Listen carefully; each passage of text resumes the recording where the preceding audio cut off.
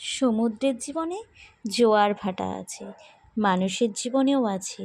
তাই মানুষের সমুদ্রের সঙ্গে এতটাই মিল।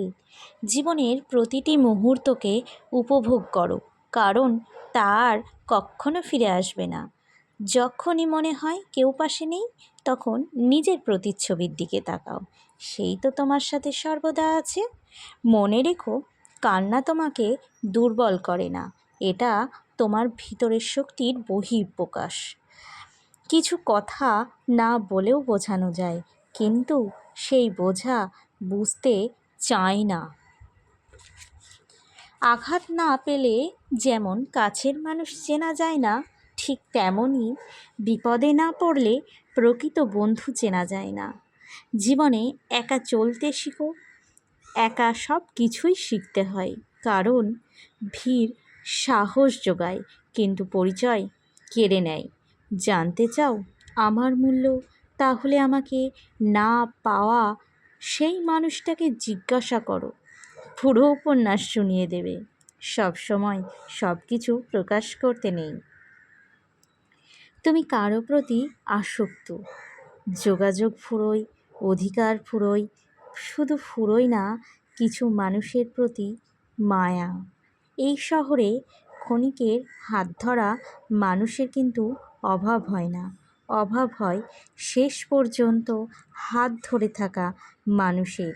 কিছু মানুষের জন্য মন টানলেও আর ফিরতে নেই।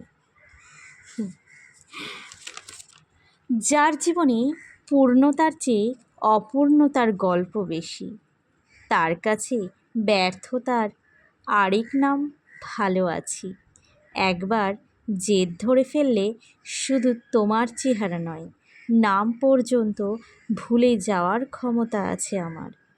থেমে তো কিছুই থাকবে না, শুধু মনে থাকবে কিছু মানুষের কথার আঘাত। মোমবাতিটা নিজেই জানে না বুকের ভিতর যত্ন করে জড়িয়ে রাখা সুতোটাই তাকে তিল তিল করে শেষ করে দেবে ঠিক একদিন। তাই যত চুপ তত সুখ, যত কথা ততটাই ব্যথা। কে বলতে পারে কে বদলে গেল, সেটা ভেবো না। মনে রেখো, সে কি শিখিয়ে গেল। হার মানলেই হার নিশ্চিত, কিন্তু চেষ্টা করলেই যে গল্প তৈরি হয়। সাফল্য পেতে গেলে আগে নিজেকে বিশ্বাস করতে শেখো। নীরব থেকে নিজেকে প্রমাণ করো তুমি হেরে যাওনি।